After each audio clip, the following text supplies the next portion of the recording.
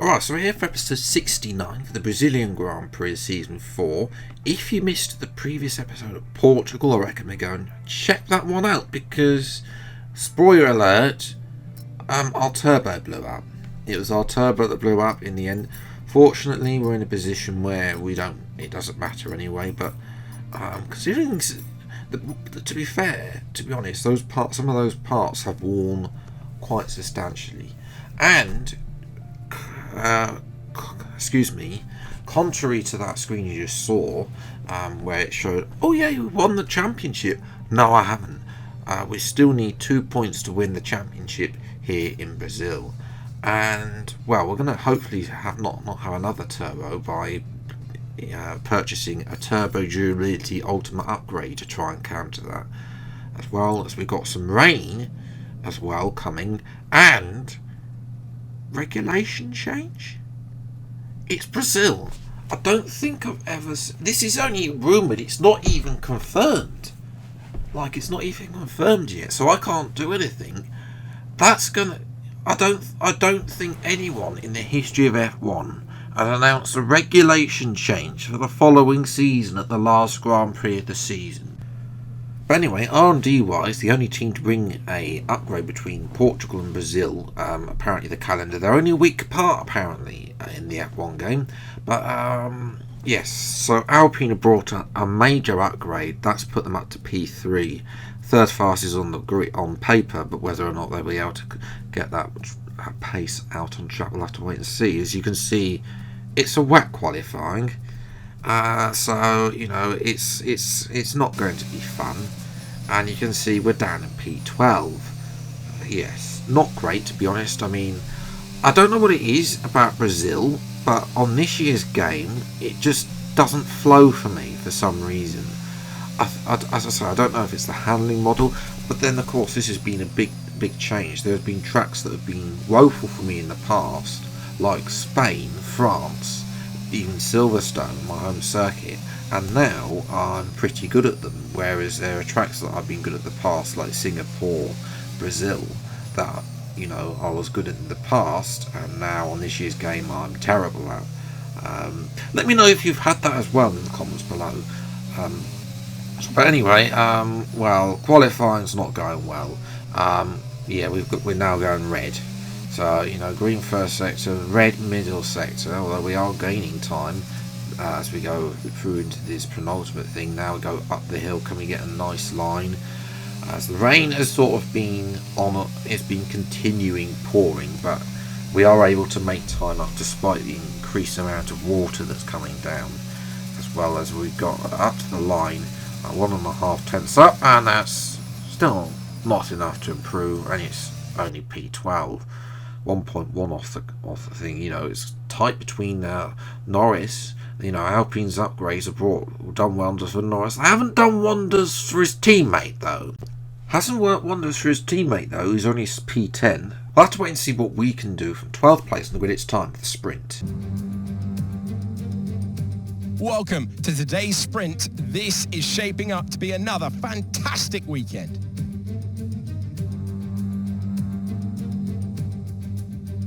Off the back of a fantastic qualifying session, it's time to see how our starting grid looks for today's sprint. Lando Norris will lead us away from pole position, and Max Verstappen lines up alongside. Looking down the rest of the grid, we have Leclerc, Sainz, Daniel Ricciardo and Russell, Gasly, Hamilton, Magnussen and Esteban Ocon, Vettel, Phoenix, Yuki Tsunoda and Albon, Mick Schumacher, Bottas, Lance Stroll and Guan Yu Zhou, Latifi and Robert Schwartzman. Which of these drivers will get pole position today? We will soon find out. So on the grid, it's dry, and I think it's going to be dry for the whole session. It's only 6 laps. I'm not expecting there to be any rain, or if it does, it won't be enough to switch to intermediate. So Fabra lights the sprint, and away we go from 12th on the grid, and it's a miserable start as usual on this game, as well as both Williams trying to come around the outside. We're going to dive down the inside, a bit of tower banging with Sebastian Vettel, Ran the outside, turns the inside for turn 3, and we've made up to P11. Next up is Kevin Magnussen trying to go around the outside, turns, switching to the left, back to the right, and eventually we dive down the inside as well. Now can we try and get Ocon as well? Yes, we can down the inside. Lovely with Magnussen, you know, we were all over the place with Magnussen there. So we're now trying to get Hamilton. Can we get around the outside this time? Because the inside for the next corner, we're going to squeeze Hamilton out. Yes, a lovely move. And we're up to P8, and that's crucial because that could be the World Championship seal. 1 point there. 8th. We look close on Gasly. Not close enough to the AlphaTauri as well. I've had this before in Brazil where we're faster than a car in the sprint. We just can't get past. But in the race, we can. Well, we'll hope we'll get past Gasly. But it doesn't matter anyway, because 1 point's enough. Because Sainz is only P3. So that means he's not doing enough. He has to win the sprint in order to continue his charge to the race. And then he has to win the race as well. That's not happening. So as we come up the hill then, well, I said we wanted to win the World Championship before the rain comes. And that's exactly what we've done. Lando Norris has secured the win. And we come across the line for a second Drivers' World Championship. Yes, we've done it! That is the world champion right there. Well done! That's the first time I've won 2 championships in any career mode on any F1 game. Oh, the celebrations begin, and well earned they are indeed. It may have looked simple at times, but as any racing driver will tell you, competing at this level, at the very top, is anything but simple. There's no catching them now then. We have a new World Drivers' Champion. So yes, 2-time World Champion for the first time ever on this channel. As we finished, we'll start the sprint in P8. You know, that's what I like about a sprint race. If you have a terrible qualifying, you can always make up for it and have a much better starting position, like Bottas as well. He started the sprint P16. So I will see what we can do from 8th on the grid. Time for the race. Formula One returns to Interlagos once again with the stage set for what promises to be another classic Sao Paulo Grand Prix. Sebastian Vettel famously clinched his 3rd championship here in 2012, and in 2016, Max Verstappen treated us all to one of the finest wet weather drives of all time. Interlagos, always a very special race here in Brazil. It's a 2.7 mile circuit with 9 left turns and 6 right turns for a total of 15 corners. It's a wet one today as well, so grip and visibility will be at a premium, and the drivers will need to be careful coming up the hill in Sector 3, the scene of many an accident over the years. Let's run you through the driver grid order for today's exciting race. Lando Norris put in a fantastic lap yesterday, and he will start from pole position, and Max Verstappen lines up alongside. Considering the rest of the grid, we have Sainz, Leclerc, Daniel Ricciardo and Russell, Gasly, Phoenix, Hamilton and Esteban Ocon, Vettel, Magnussen, Valtteri Bottas and Albon, Joe, Mick Schumacher, Lance Stroll and Nicholas Latifi, Schwartzman and Yuki Tsunoda. Which of these talented drivers will come out on top today? It's not going to be plain sailing for our drivers today, although with the sky falling as it is, perhaps sailing isn't too far from the truth. Anthony Davidson, could be a wet one today. Great to have you with us. What are your thoughts? It is a touch damp, isn't it? Well, as a driver, there are 3 big things to worry about when racing in these kind of conditions: standing water, tyre temperature and visibility. Judging distance to the cars around you is really tricky when you're driving through the vast amounts of spray that these wet weather Pirelli tyres kick up.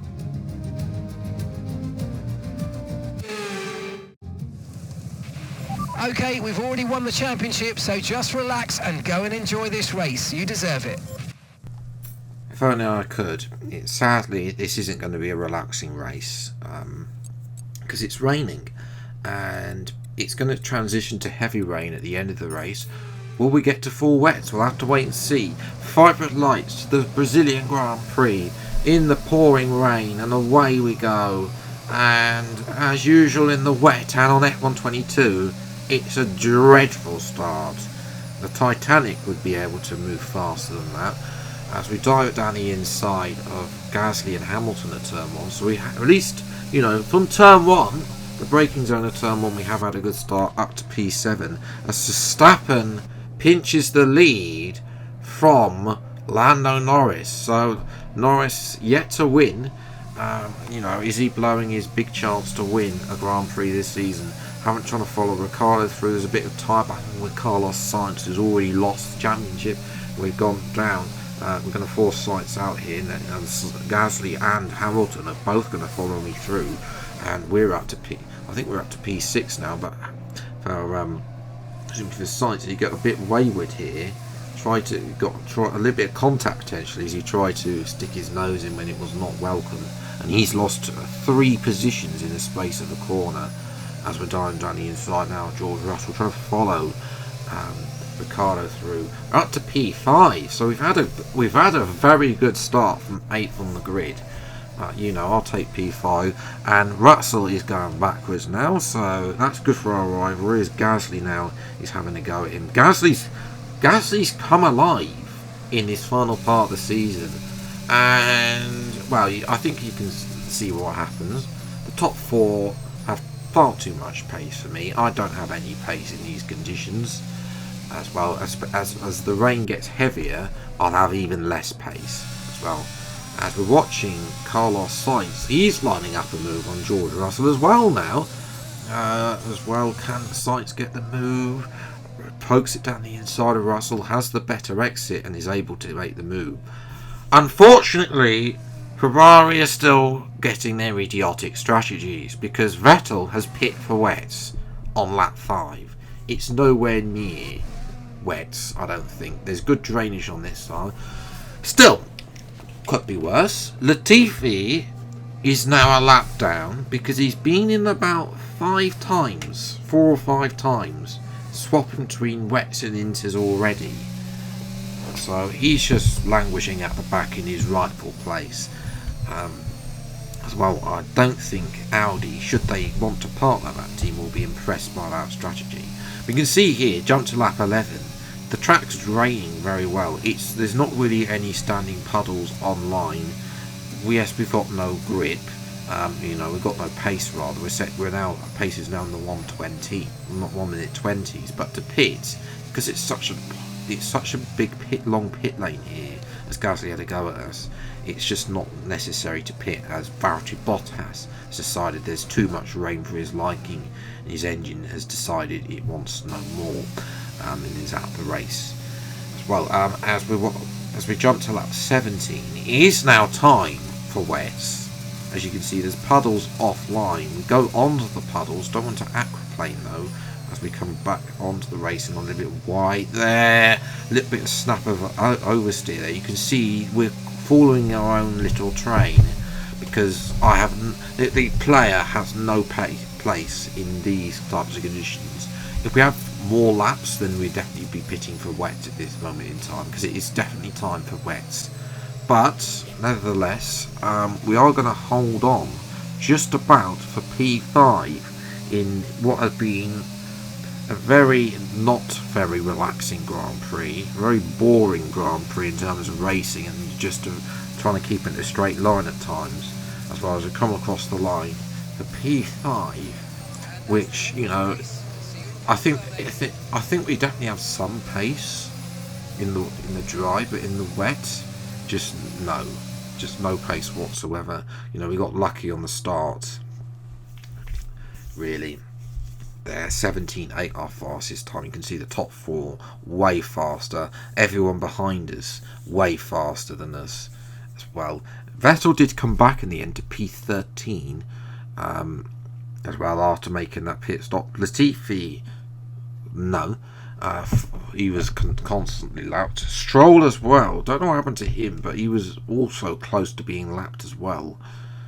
But you know, I mean, Verstappen in the end, it was such a boring race. So I do apologise about that, but that's what happens in the rain sometimes. So to round off the finale at Abu Dhabi will be out on Thursday, and I'm hoping, if I get a chance, season 5 might be out next week, but don't quote me on that. it might have to wait a bit because I'm working on getting deliveries and everything ready for it as well. But there is something to look forward to in the season finale, because Sainz has 2 points over Leclerc, and Alpine have caught Mercedes for 4th place. So there's a couple of little battles that need to be sorted out further down the order. And Mark berates us for using fuel. I don't think he knows that we don't want to run out, which we have almost did run out once. A few seasons ago, there was an issue where the AI also have loads of fuel, but I don't know if that's been fixed or not. We'll have to wait and see about that. But yes, I hope you have enjoyed this video then. If you did, leave a like, subscribe if you're new to the channel. See plenty more F122 drive command videos as when they come out, including as well for Season 5 of Driver Career Mode. And there will also be a Season 6.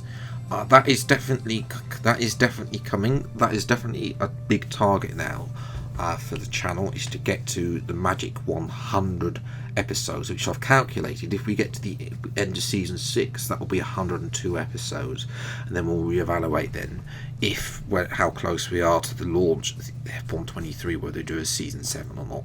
So yeah, until the next video then, I'll see you next time. Take care, thanks so much for watching, enjoy your day, and goodbye.